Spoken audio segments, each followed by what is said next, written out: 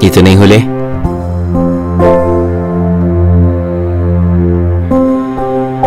Ito na yung huli. Yan yung panay kong binubulong sa aking sarili.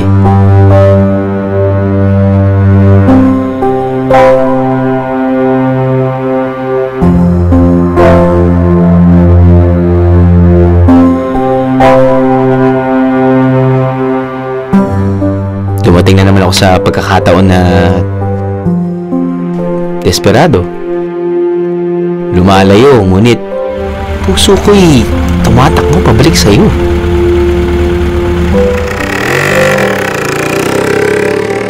Tapos pa kaya yung nararamdaman kong hapdi?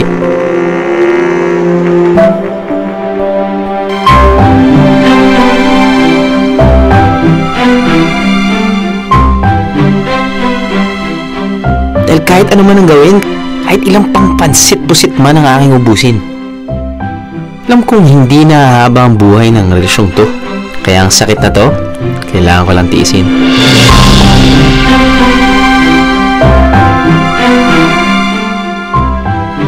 Kailangan kong tanggapin na tanging sa sinudsud ko na lang matitikman ang tamis ng dati nating pagtitinginan. Parang halo-halo sa taginit. Lumamig na ang ating pagsasama. Kaya alam mo, handa na ako. Dahil ito na yung huling pagkakataon na malulungkot ako ng dahil sa'yo. Hindi ko alam kung makakabangan pa ako . Pero ang alam ko lang, ito sigurado ako. Ito na ang huling beses na malulungkot ako.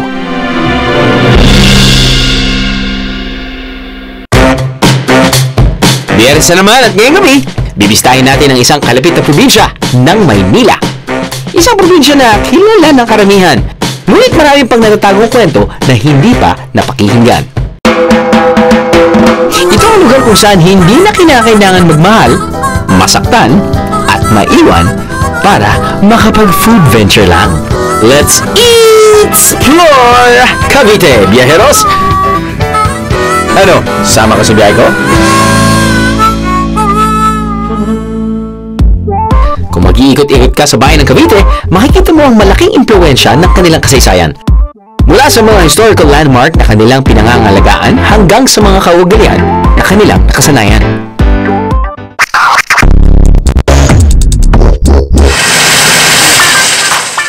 Isa na rito ang tradisyon ng pagluluto.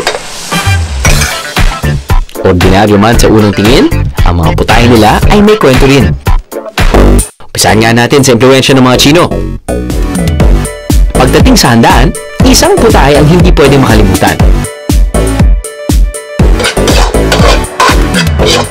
Sa probinsya ng Cavite, hindi lang isa, kundi iba't ibang version ng pansit ang pwedeng matikman. Marami kaming variations ng pansit. Coming from Rosario, Cavite, we also have pansit kilawin na may berde, yung medyo hilaw pa para siya rin yung saing agent. We also have the pansit puso ng saging. Ang saing agent noon ay ang puso ng saging na vinegar base instead of calamansi. It can be with galunggong, yung fish flakes. This is it, pansit! Kung kakaibang pansit ang iyong hanap, subukan tikman ang pansit na sikat sa Silang. Good morning mga biyero. Nandito ngayon sa Silang, Cavite. Siguro alam niyo yung main Tagaytay Road. Galing kayo Santa Rosa, Tagaytay Road. Kakanan kayo, see a sign. I think it's the Dominican House of Prayer. You make a right and it's like a kilometer away. Boom! Nandito tayo ngayon sa Asyong's Filipino Restaurant. And alam mo naman dito sa Tagaytay, magugulat ka na biglang may susulpot na lang na isang restaurant na hindi nyo pa nasusubukan kahit na million times na kayo pumunta sa Tagaytay. Diba? That's a good thing for us. It's a very good thing. Anyway, feature natin ngayon ay kakaibang pansit. At isa na nga dyan ay itong pansit pusit. Pansit pusit. So, yung tinta ng pusit ay ginamit nila. Pero yung sahog ay just vegetables. And you have pusit. Nag-umpisa ang pansit pusit sa maternal grandmother ko, si Lola Intang. Pag maraming pusit, ginagawa niyang pusit sotanghon. But then, tuturuan niya rin kami na you can have your pansit in so many other ways. Hindi lang siya yung masabaw na ulam na pusit sotanghon, ginawa niya rin yun na magmukha siyang pansit. Siguro dahil nagmamahal na rin ang pusit, nagkakaroon ng overfishing, hindi na namin siya masyadong i-present sa public. Hanggang sa halos makalimutan na to ng young generation. So, para mas ma-appreciate siya ng makabagong panahon ngayon, ang ginawa namin ay inumpisa na namin siyang gawing pansit pusit. Now, definitely, hindi mo dadalhin dito kapag first date. Pusit, kaputi, puti yung ngipin, probably not a good combination, no? But, it's not our first date. It's not. It's our 234th date. Siguro pwede na rin pang anniversary. Diba? Happy anniversary, baby! Alam mo kasi, I'm such a fan of squid.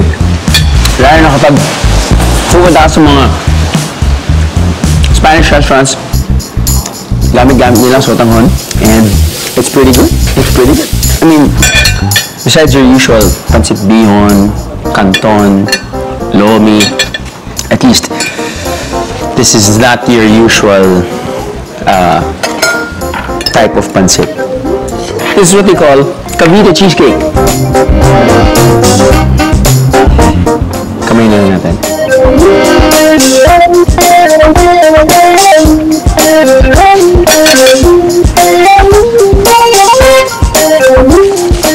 It would be perfect with, of course, your brewed coffee. Usually naman readily available when you're in this side of Tagaytay. Alright! Isang sikreto ang mabubunyag. Dito na kaya ako makahanap ng katapat?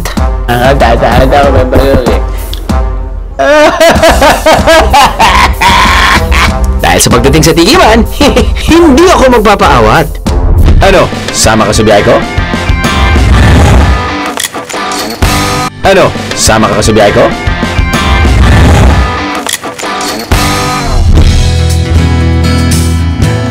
Sinasabing birthplace ng Philippine independence mula sa mga Kastila ang Cavite.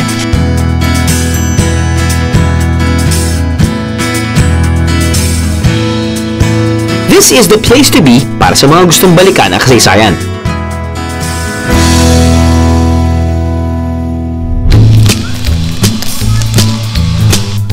Looking for that perfect pasalubong? From healthy eats to sinful treats, sigurado akong hindi ka maubusan. Simulan natin sa pak na pak tuwing kainan, ang tinapak. At kapag sinabing tinapang Salinas, ang bayan ng Rosario ang pinakakilala. Tanyag ang bayan na to sa masaganang supply ng asin at isda. 100% asariwa ang paninda nila rito, mga biyero. Looking for a unique find? Try tamales. Ang tamales ay isang corn-based delicacy na nagmula pa sa bansang Mexico. Di mo kailangan umalis para makatikim ng tamales dahil may version niya dito.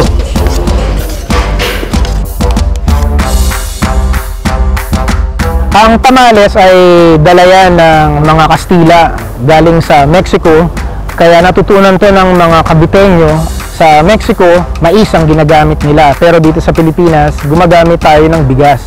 Yung sa amin gawa sa mani, tapos may baboy, may manok, tapos may itlog. Yung iba kasi parang gawa lang yan sa, yung sinasabi nilang bubutong, gawa sa sa tinapay.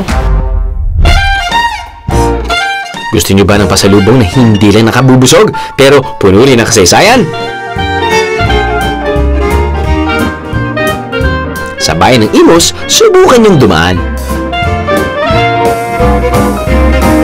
Kung pag-aaralan natin ang kasaysayan, isa ang palengke ng Imus sa lugar na nagagather ang mga tao noong unang panahon dahil marami ritong mga elitista, marami ritong mga mayayaman.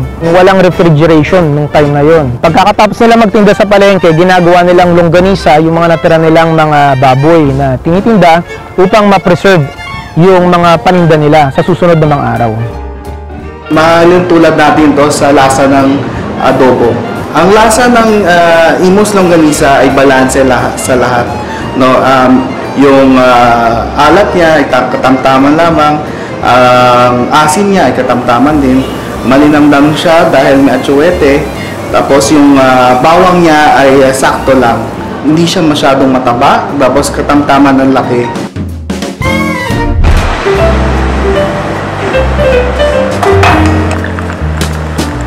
May pahabol pang pampagising. Presenting Amadeus Pride.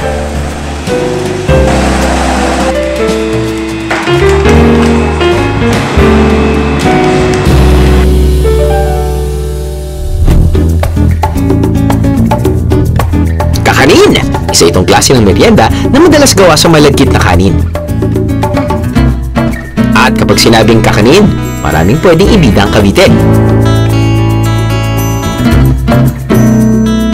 Marami kasing taniman ng palay at tubo nito.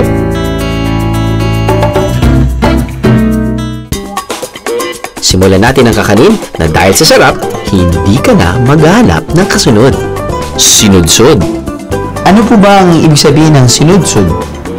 Kasi sabi nila, yung pagka nilagay mo sa kawali, pag yung hahanguin mo, sinusudyod. Kaya sinasabi nila... Chuchod! Hindi po sudsod. Excited ako dahil ngayon ko lang ito matitikman. Itong sinudsod. Paano nga ba ginagawa ang sinudsod? Ang sinudyod, magbababad ka ng bigas, Okay. tapos lalagyan, pagka nababad na, ay yung lalagyan mo ng bahaw. Lalagyan ng bahaw. Bahaw. Okay. Tapos lagyan ng bahaw, gigilingin. Oh, so i-combine yun tapos gigilingin. Okay. Gigilingin. Pagka di magiging parang tubig. Apo. Tapos, yun lulutuin mo sa kawali. So parang hot cake. Parang pancake. Iba lang yung kulay. Ganyan. Okay. Isang tradisyonal na kakanin sa bayan ng Naik ang sinudsod. Pero hindi ito ordinaryo tulad ng Exmo Biyero.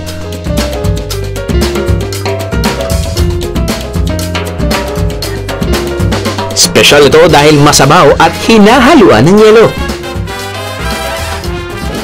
Perfect palamig sa tag-init. Okay, sige ma'am. Lagay ko na? Sige. Hindi siya buko salad. Ito yung Yan ang nakakapagpasarap na sa pinaka-hot cake, yung pancake na itong yan. pancake niya. Yung mga Parang puto. Puto na pinipi. Pwede wala siya masyadong lasa, kaya kailangan talaga lagyan ng mga suka. Pero, ang okay sa kanya, yung texture nga niya man. Kumbaga, kapag merienda to, mabubusog ka talaga. No. Kaya lang, pagka kinakain siya, kailangan busog ka muna. Lalo't marami ka nakain. Kasi, yung gata-hilaw, hindi siya luto. Paano po pag gutom na gutom ako bago ko kainin to? Kumbaga ngayon po, yun yung nararamdaman ko. Salamat po. Ano po? Sandali lang. Pag-usapan natin to. Pag-usapan natin to na seryoso. Masama po ba? Hindi naman, basta hindi lang siya gutom na gutom. Kaya lang, kung talagang marami yung makakain mo, Baka mabigla. Talagang nakakapagpaano kasi siya. Nakakapagpaano? Nakakapagpaano? Ito lang yan, ma'am. Nakakapag-diarrhea. Okay lang, masarap naman eh. Worth it. Nay, meron ba? Parang, ano ba yan? Kwek-kwek? Pero itong mutye, ang laman ay munggo na minatamis. Uy, medyo mainit pa. Kasi, baka medyo yung malamig na, medyo lumalambot ng konti. Nawawala yung crispy niya talaga. Akala ko magda-diarrhea ka na naman. Eto, ma'am. Oo, okay to. Okay lang. Kahit gutom. Okay. Ooh. Sarap. Ito masarap. Dahil nga yung texture din yun na medyo chewy sa labas. Ito, alikayat. Ito ay malagkit na sinaing. Kaya sawsawan na siya ng latek para masarap. Ako yun yung importante dyan, yung latik talaga.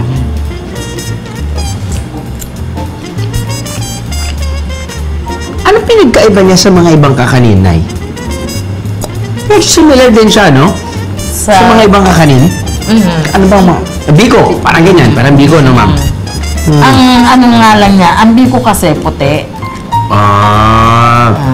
Ito yung Ayan, merong itim.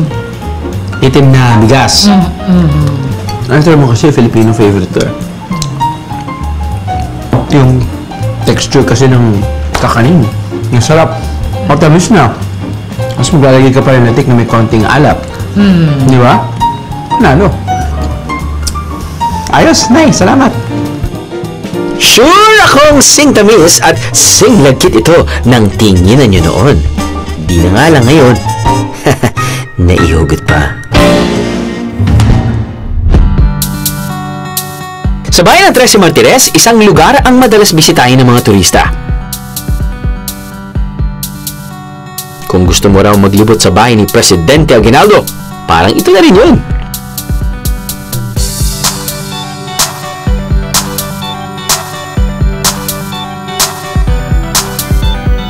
Kung titingnan nyo ang aming restaurant, hinalimbawa sa bahay ni Emilio Aguinaldo. So kung papansinin nyo, kahit sa malayo, halos sala may kamukha siya ng bahay ni Emilio Aguinaldo. Nagsiserve kami ng Filipino dishes, pero meron din yung mga pagkain na sinaserve katulad ng mga kakanin. Pero mas mostly pinupuntahan talaga rito ng tao sa amin, yung isang version namin ng isang pansit istasyon. Kung walang time para kumain, bumili na lang ng pasalubong. Ay, swerte natin. Kakabili lang natin ng pasalubong. Which actually is a potential pasalubong para sa inyo. Ito ay lihim ni Lola. Para siyang kutsinta na puto na ubing. Hindi natin alam kung anong laman. Texture niya mukhang kutsinta. Kulay niya, ube. So, inisip natin, anong ube? Bagoong. Lola ka lang. Takot lang ako. Takot ako. May bagoong eh. Yung lihim ni Lola ay hindi na lihim. Dahil, if you take a bite and they do this, if you take a bite into one piece, lalabas yung coconut. Hindi lang coconut. Ito na maalat.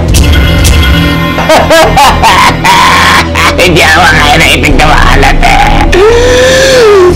Oo pero hindi talaga ako makain ng itlog na maalat. But, I'm sure para sa mga taong gusto ng itlog na maalat at kumakain ng itlog na maalat, magugustuhan nila ito dahil may alat, tamis, at dahil nga masarap yung texture ng coconut. Panalo siya. Lihim ni Lola. Yun. Lakaran. Akyatan. Kapit lang dahil tuloy-tuloy ang exploration natin dito sa Cavite, mga beshi. Ano? Sama ka sa biyahe ko? Ano? Sama ka sa biyahe ko? Kawit o pangsungkit. Ganito kung inarawan ng mga taga rito ang hugis ng Cavite, biyaheros. Kaya hango rin sa salitang ito ang naging pangalan ng buong probinsya, mga beshi. Pero noong panahon ng mga Kastila, binago ang tawag sa probinsyang ito. Mula kawit, ito'y naging Cavite dahil hirap silang bigkasin ang kawit. Lumipas man ang panahon, may mga ilang lutuin pa rin na hanggang ngayon ay pwedeng matikman sa Cavite.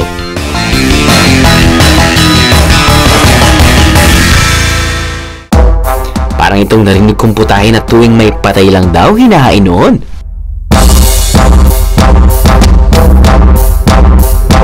Oh, hi! Hello! Welcome! Welcome to Calirao. Have a seat. Join us, please. Wow! Tama-tama. We have some merienda. Pinantahan ko talaga sa tayo. Oh! Wow! And this is what you call... Calandracas. Galing sa salitang kalandra o stand ang kalandrakas. Karaniwan itong gawa sa kahoy na madalas pinapatungan ng ataul. Uy, medyo creepy ah. According to culinary historians, this is a peasant food really. So during wakes, people from the farm would donate their backyard produce as donation, you know, to the family. And then what they would do is just put them on top of the calandra. So put their eggplants, their string beans, whatever. Angko. Parang sa kaalay lang. Yes.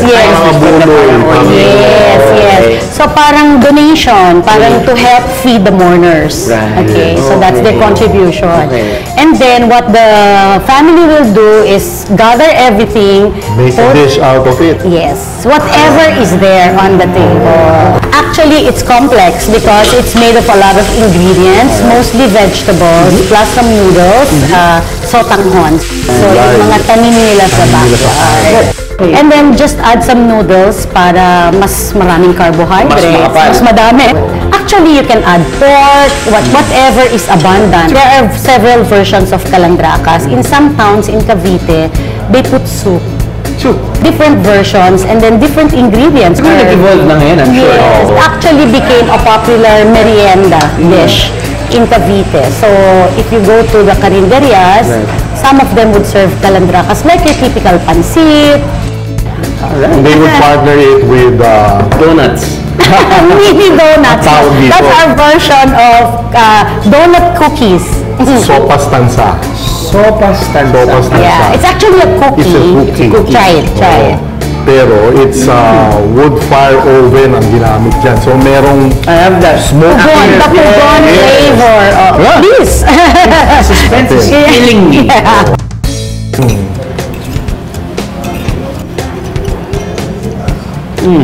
Can you taste the patis flavor? The fishy taste. Well, siguro that's the ingredient that gives it an extra notch. Not your typical pansit, mga bihero. It's a must-try. Unti-unti mo na bang nararamdaman ng food coma? Huwag kang magalala dahil may solusyon ako yan. Dahil marami rin namang mga activity na pwedeng gawin para hindi mag-guilty sa dami ng kinain. Gusto mo bang mag-ala Marlon Stockinger? Sa lugar na to, basta't may RC ka, pwede! Sa Cavite, may built-in racetrack para sa inyong remote-controlled cars. This is the ultimate playground for the young at heart. But if you want to try big toys for the big boys, bakit hindi subukan ang kanilang ATV? At kapag napagod, huwag magalala dahil may matutulugan din sa kanila. Oh, this is the good life.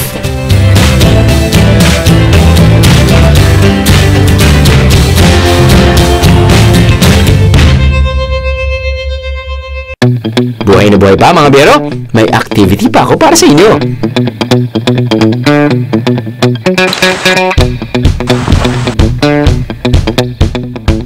Isuot na ang kapa dahil si Captain Barbell ay lilipad na. Ay, parachute lang pala. Para at least alam lang ng tao. Ano yung tinitingnan natin? Wind direction, clouds. Right now, perfect weather today, no clouds, and mainit siya. Para may rin nakikipag-play ka sa nature. Okay. Wow! Once lumipad, dapat ka lang nature. Kasi yung cloud, control ka lang. Control lang. Sa paragliding, ang isang piloto ay lilipad gamit ang isang glider.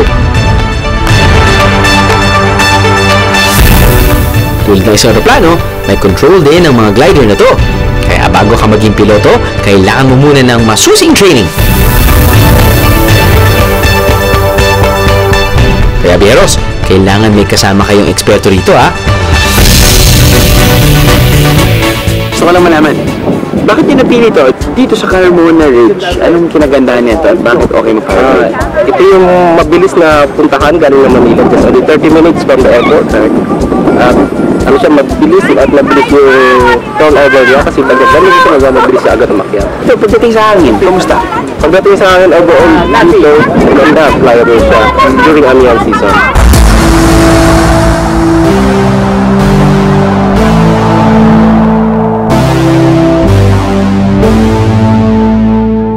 Patatagalin ba natin to?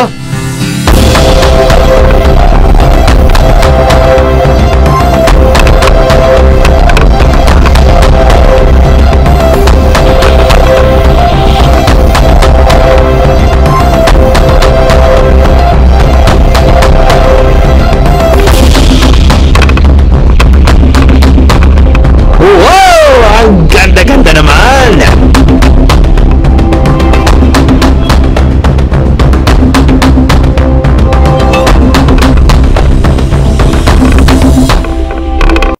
Maalat, check. Matamis, check. Asim, check. Parang may kulang pa. Tingin ko may kailangan pa tayong matikman para makumpleto ang ating exploration sa Cavite.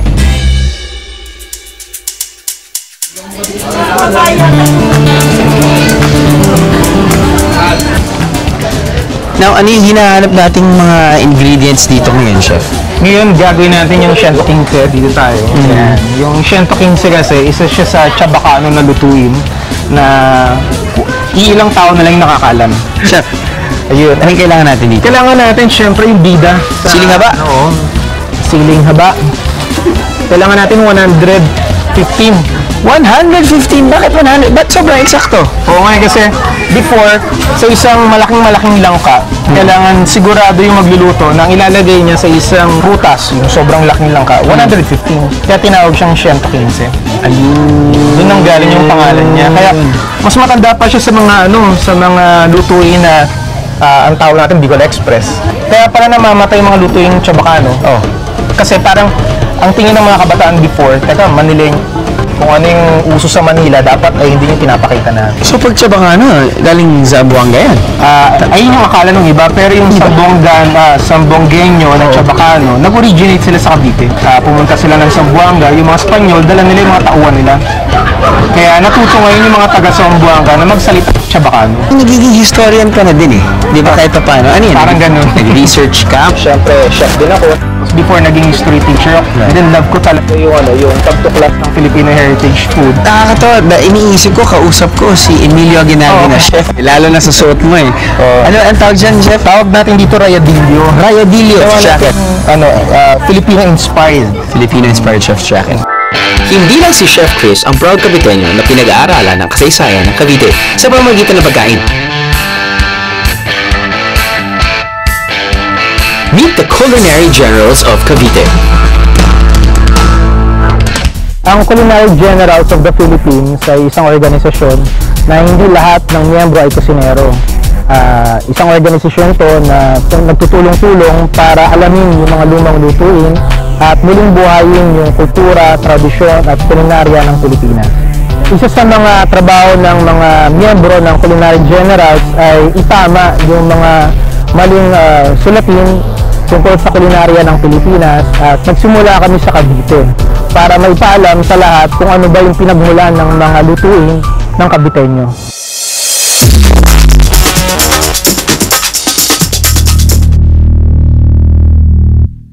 Bilang founder ng Culinary General si Chef Chris, kanino pa ba natin dapat matutunan ang ilang pang mga putahe ng Cavite? General. Hey.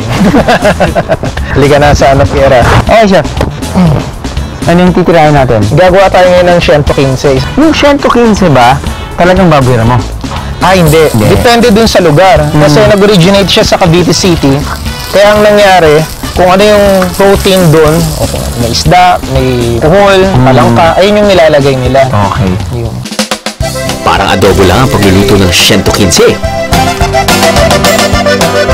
Pero syempre, huwag kalimutan ang mga bida, gata at sili. Usually, it's just ganyan lang kabilis magluto ng Siento 15. Oo, kung napakula na yung langka. Pero kadalasan, sa tradisyon natin, kasi hindi lang isang pamilya ang kumakain dahil isang buong lang kayong niluluto. Kaya kapitbahay, kaibigan, pwedeng kumain.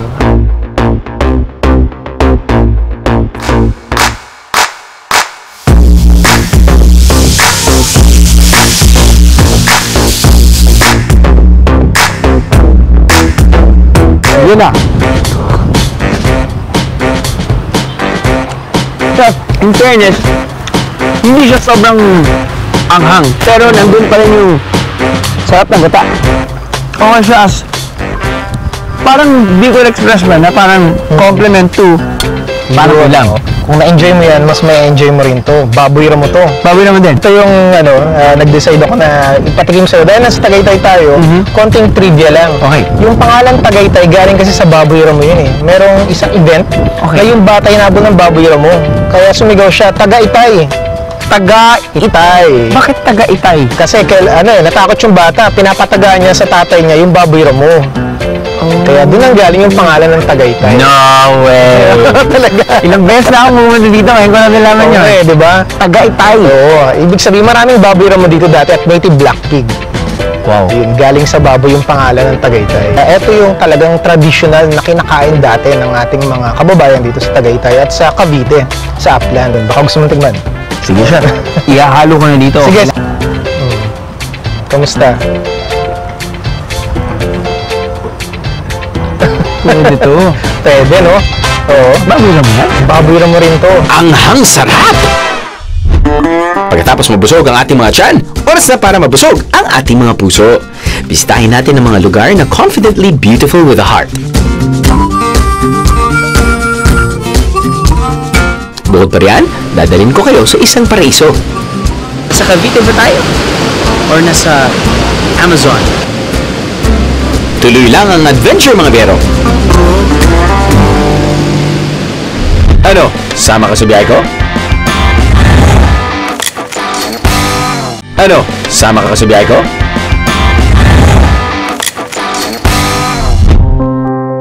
Naghahanap ka ba ba ng may puso at hindi ka sasaktan? Great morning po, ma'am. Bakit hindi subukan makipag-usap sa mga lokal?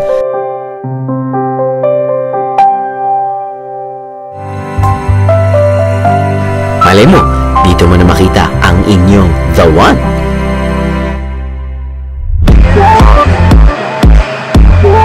Do you want to pay it forward? Subukang kumain sa isang restaurant with a cost.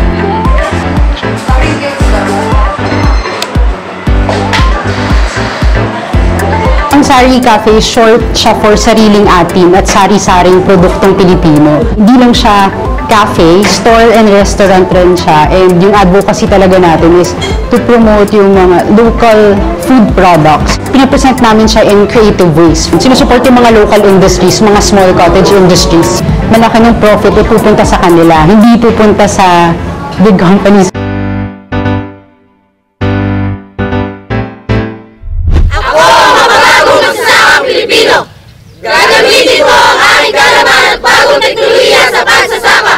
Puntahan din ang lugar kung saan bida ang mga batang magsasaka. Ako ang makabagong Pilipino. May disiplina, May daga at masipag. Ito ang naliligan ko.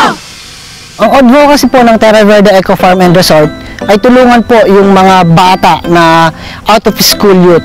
So, we search around out of school youth from Calabarzon, Cavite, Laguna, Batangas, and Quezon.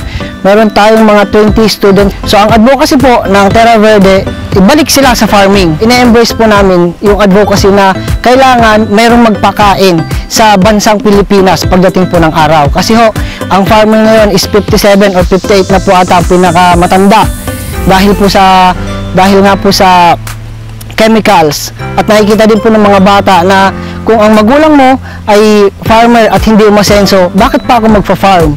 Libre po ang accommodation, libre po ang food, accredited din po ng TESDA. Pwede na po sila magtrabaho even though na sila po ay hindi po nakatungtong ng mga sinasabi po natin na grade school or senior high school.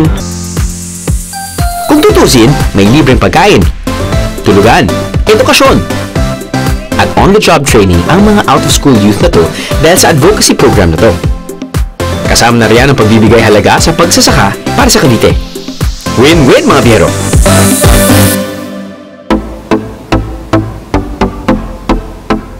Relax din pag may time mga biyero.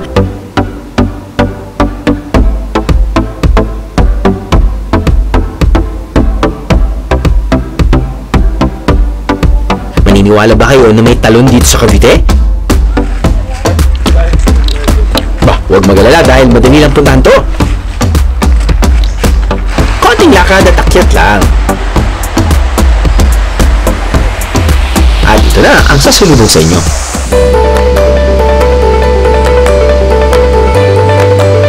Medyo malinig-linig ang Malinig Falls.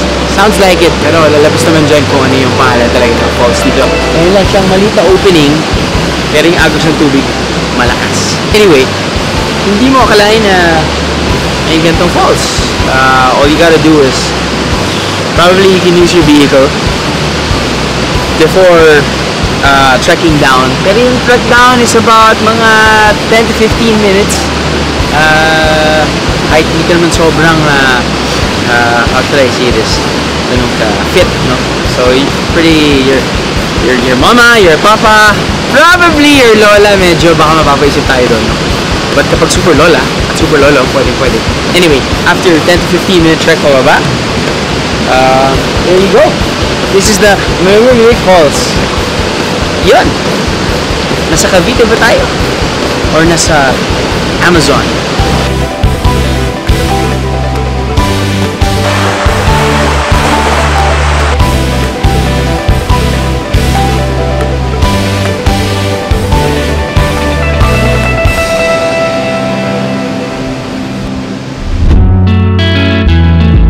Alam mo, matagal ko nang hinahanap ang tunay na ligaya. Akalain yung sa probinsya ng Cavite ko lang pala ito'y makikita. Akala ko wala nang tatamis pa sa pag-ibig mo. Pero nang matikman ko ang mga pagkain na to, bah, andito lang palang hinahanap ko.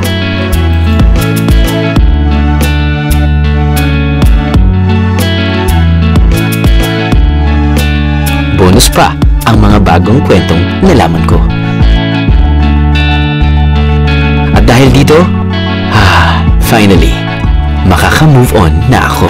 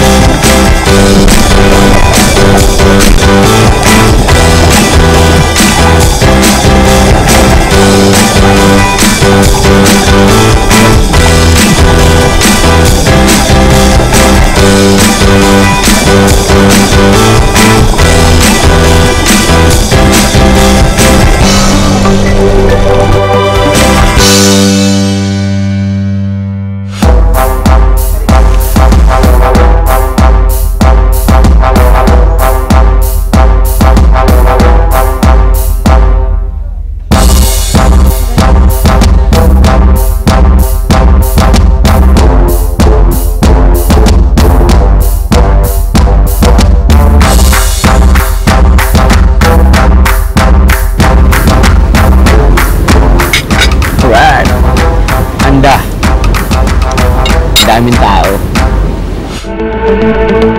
Punta na tayo ng Lamanok Cave, saan nag-aalay yung mga shaman, mostly chicken. Kaya tinatawag na Lamanok. Yun. Diwata ritual is a widespread spiritual belief in which a spirit of nature were called and invoked for the community by a religious leader or shaman called Babaylan or Tambalan.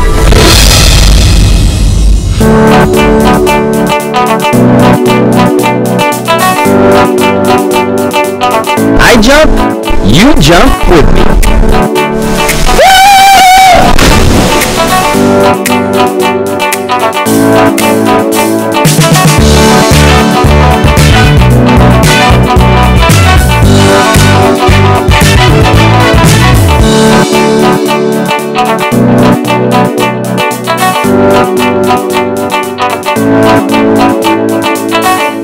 Mga bihero, did you miss an episode? Or should I say, bitin ba kayo sa episode na yun? Don't you worry. Just click on this, subscribe to our YouTube channel, and then you have exclusive access sa lahat ng mga videos na nakikita nyo dyan sa baba. Plus, meron pa kami mga shorties. Dahil kung bitin talaga kayo sa normal episodes namin, meron kaming online exclusive shorties or videos na siguradong ma-enjoy nyo. Ayos na? Subscribe na dito. Just click! Click! Huwag mo na akong i-pinch. Just click!